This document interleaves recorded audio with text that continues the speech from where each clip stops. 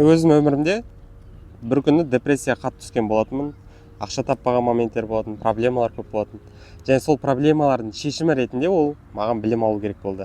Сол кезде мен өзімнің өміріме осындай 5000 теңге инвестиция алып, сен кітабын сатып алған болатынмын. Сөйтіп депрессиядан шығып, жаңағыдай көп ақша тауып бастаған болатынмын. Және де осы кітапқа бүгін мен сіздерден 5 инсайтпен бөлсем, сіздердің де өмірлеріңізге керек болады.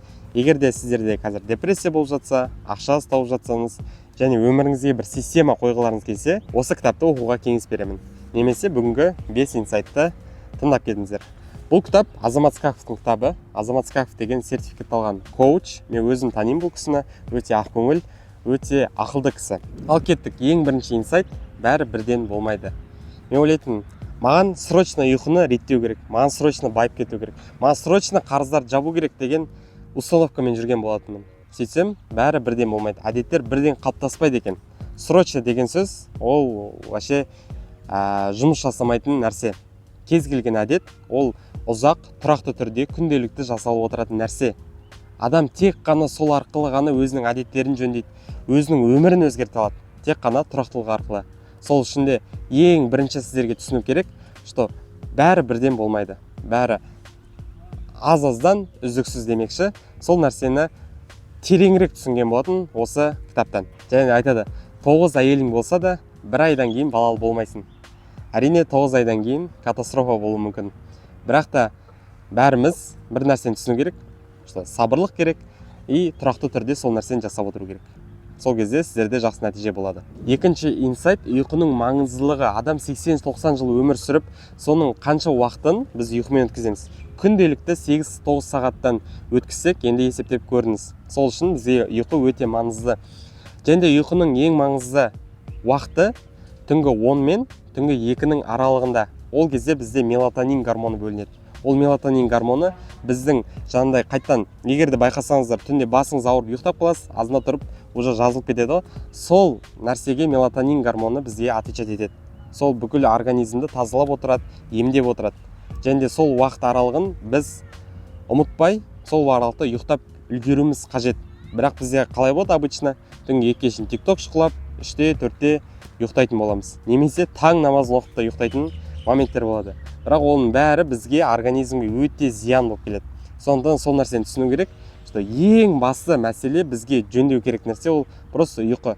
Адам ұйқысын реттесе, ол көптеген басқа да әдеттерін реттейтін болады. Адам кешкі 10-да, 11-де ұйықтайтын болса, ол соответственно азында ерте тұрады. Азында ерте тұрсаң, ол жақта уже бәракат болады. Бәракат болса, сен арғырай өзінің істерің де оңады, көптеген әдеттерің жаңадан қалыптасып бастайды. Сол үшін екінші инсайт ол ұйқының маңыздылығы, ұйқыны жөндеу керек. Ал ұйқыны жөндеу үшін ол ұйқыға дұрыстап дайындалу керек. Сол кітапта айтады, ең басты нәрселер: түскі 3-тен кейін кофе ішпеңіз, түскі 3-тен кейін спортпен айналысуды тоқтатыңыз. Өйткені жүрек ол өзінің қағысын түнде тоқтай алмай, түнде ұйқыңыздың сапасы түсіп кетуі мүмкін. Және де кофе организмде 8 сағат жүреді. И түскі 3-те тоқтатсаңыз, ол 8 сағаттан кейін ол қаныңыздан шыға бастайды. Және де кешкі 7-тен кейін тамақ ішуді қою керек. 7-8-ден кейін. Өйткені тамақ асқазанда 2 сағат қорытылады. 2 сағаттан кейін ішекке түседі. Ішекке түскеннен кейін бізде уже энергиямыз қатты ол нәрсеге жұмсалмайтын болады. Және де су. Ұйқыға жатарда, сонда 9-зарда суды мүлдем ішуді қоясыз. Және сол 9-зарда сіз ұйқыға дұрыстап дайындалып, жаңағыдай экранды тоже алып тастайтын боласыз. Өйткені экранда бізге свет түседі, ол свет бізді қайттан ұйқыға кетуге кедергі жасайды. Ал бізде обычно қалай? Біз наоборот осы телефонды ұстап алып бірге ұйықтайтын боламыз. Жаңа TikTok көріп, YouTube көріп деген сияқты. Бірақ ол нәрселер мүлдем болмайды. Өйткені ұйқының сапасын түсіреді. Және біз ұзақ уақыт бойы 1-2-3 сағат просто сол TikTok, YouTube, Instagram көру арқылы біз өзіміздің уақытымызды терять етіп аламыз. Және ұйқының сапасын мүлдем түсіріп аламыз. Осы нәрселерді жасап отырсаңыздар, негізінде өміріңіз сразу өзгеретін болады. Үшінші инсайт: GTA методикасы. Бұл біз ойлағандай GTA ойыны емес. Бұл GTA гипотеза, тест, анализ деген. Демек, біз өмірімізде осы нәрсені көп қолдамаймыз. Бізге күн сайын неше түрлі идеялар келеді. Ананы жасап, бүкіл әлем төңкеріп тастайтын идеялар келеді. Бірақ ол нәрсені біз не істейміз? Жасамаймыз. Гипотеза деген өте маркетингтағы әдемі сөз. Ол жақта сен ешқандай результатқа ештеңеге байламайды. Сен өз ойыңа келген нәрсені жасай саласың. Сондықтан да біз не істейміз, ойымызға идея келді, гипотеза, ол нәрсені қолданамыз, тест жасап көреміз, және де анализ жасаймыз, соңында не түйдік. Осы нәрсені түсінсек, адам көптеген өмір жеңілдей бастайды. Өмірге деген кішкене просто қарай бастайсыздар. Өйткені біз өте қатал қараймыз ғой. Қателесуге болмайды, ондай істеуге болмайды деген сияқты көптеген установкаларымыз бар. Осы нәрсе сіздерге жеңіл болады. Гипотеза, тест, анализ болды. Ешқандай сіз ештеңе терет етпейсіз. Тек қана опыт аласыз, және де алдыға қарай движение жасайтын боласыз. Төртінші инсайт бұл соңғы хат техникасы. Бұл техникаға менің миым отказ берген болатын. Қалай ол, не ол деген сияқты атайтып тұрғандай, адамның өміріндегі соңғы рет жазып жатқан хат. Бұл хатты жазу үшін өзіңіз оңаша қалыңыз, таза А4 ақ парақ алыңыз да соған жазып бастаңыз. Конечно, өзіңіздің жақындарыңызға жазасыз, анаңызға, бауырларыңызға, әйеліңізге, жақын достарыңызға демекші. Бұл хатта өзіңіздің мына өмірдегі не сізге қазір маңызды, бір орыста жақсы бір цитата бар, без чего все не имеет смысла деген сияқты. Сол секілді өміріңіздегі көптеген нәрселер смыслы қайсысы бар, қайсысы смыслы жоқ. Жаңағыда ұрысып қаласыз ба, басқа да бір қиын моменттер болып қалады. Сол кезде осы соңғы хат жазсаңыздар, өмірлеріңізді өте жақсы ойландырып, мына өмірге деген көзқарасыңызды өзгертетін нәрсе. Әрине ол хатты жазбағаннан кейін өзіңіз жыртпасаңыз болады, немесе бір жерге сақтап қойсаңыз да болады, өзіңіз білесіз. Бірақ сіздің мынау миыңызды жақсы қозғалтып, жақсы жұмыс етіп жіберетін нәрсе осы соңғы хат техникасы.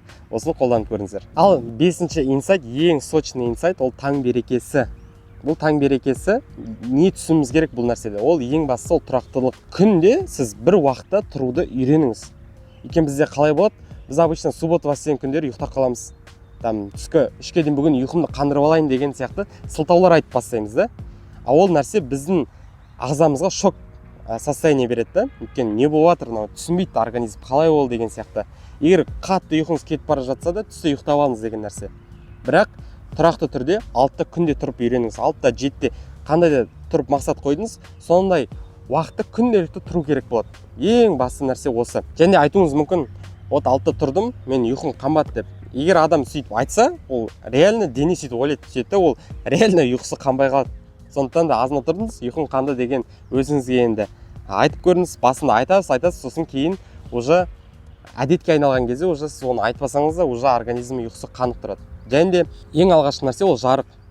Адам оянады, адам көзде жарық түскен кезде. Сол үшін де азында тұрасыз, сразу перделерді ашсаңыз, күнге шығыңыз. Сіздің мынау сол жарықты көрген кезде адам автоматически оянады. Типа ол біздегі бүкіл жануарларда да болатын, адамдарда болатын сондай организмдағы нәрсе. Жарық көреміз, біз сразу оянамыз. Ең бірінші нәрсе сол. Және келесі таң берекесіне ол су. Адам организміне 1-1,5-2,5 литр су керек болады, өзінің салмағына байланысты. Және ең басты нәрсе ол біз түнімен бізде құрғақшылық болады организмде. Ең бастысы сол су керек болады. Азында тұра салып, сол суды ішкен ең дұрыс алгоритм бейсе болады. Бірінші ол жаңағы 400 мл бір су ішсеңіз, бірақ су ішердің алдында обязательно өзіңіздің аузыңызды тазалап алсаңыз, өйткені азында пайдасыз жаңағыдай зиян токсиндер болады, соның бәрін жуып шайып тастау керек болады. Келесі нәрсе ол спорт. Біз түні бойы қимылдаған жоқпыз, организмдағы жүрек қағысы 30-40-қа дейін түсіп кетеді. Сондықтан да ең басты мәселе ол спорт. 10 минут, 15 минут просто разминка жасайсыз, зарядка жасайсыз, өзіңіз білесіз, өзіңіз қалағанымен. Бірақ обязательно осы спортты өміріңізге қосу керек болады. Келесі нәрсе ол оқу. Өзіңіздің азанда кез келген әртүрлі кітаптарды бассаңыз болады. Главное, сізге қиын болмау керек. Мен өзім лично андай көп тексті бар кітаптарды оқу маған қиын. Сондықтан мен кітаптарды таңдаймын суретімен, сондай аз текстімен, чтобы маған кітап оқу жалып кетпесін. Сондықтан да өзіңізге сондай әдемі оқулықтарды таңдасаңыз болады. Келесі нәрсе ол жазу. Таңертең тұрғаннан кейін кешегі күніңіз қалай өтті, бүгінгі қандай жоспарлар құрасыз деген сияқты әртүрлі шүкіршілік дәптері, өзіңіз күнделіктеріңізді жазып отыруыңыз керек. Және медитация. Мен мұсылман болғаннан кейін бізде таң намаз деген нәрсе бар. Осы өміріңіздегі жалпы сізді тыныштыққа алып келетін, сізге береке алып келетін осындай медитация жасасаңыз болады. Өзіңіз білесіз, намаз оқисыз ба, және де өзіңіздің жаңағыдай йогалар жасай ма, әртүрлі нәрсе жасауға болады. Сол осы медитация жасау үшін. Келесі нәрсе ол жоспарлау. Өзіміздің Билл Гейтстен сұраған болатын. Осы сіз қалай осындай жетістікке жеттіңіз десе, ол бір-ақ нәрсе айтқан, мен күнде азанда өзімнің жоспарларымды жазатын да сол нәрсені орындайтын. Сол секілді өзімізде күнімізді жоспарлап үйренейік. Егер де адам өзінің жоспарын орындамайтын болса, оған жоспарлап беретін ол шайтан дейді. Сондықтан да өзіміздің жоспарларымызды жасап отырайық. Ал енді осы 5 инсайтты қолдансаңыздар, өмірлеріңіз мүлдем өзгеретін болады. Өмірдегі көзқарасыңыз өзгеретін болады. Сондықтан да осы инсайттармен шектеліп қалмай, толықтай осы кітапты оқып шықсаңыздар да өте керемет болады. Және де бұл ғана кітап емес, атомный привычка деген кітап бар, және тағы да көптеген кітаптар бар. Бірақ қазақша болғандықтан маған өте қатты ұнаған кітаптардың бірі болды. Сондықтан осы кітапты мен сіздерге кеңес беремін. Оқып толықтай шықсаңыздар болады. Немесе осы 5 инсайтты өмірлеріңізге енгізсеңіздер өте керемет болады. Ал енді комментарийға өзіңізге ұнаған инсайтты жазып кетсеңіз күшті болады. Және де біздің каналға подписаться етіп, келесі қандай кітапқа разбор жасағымызды қалайсыздар, соны астыға жазып кетіңіздер.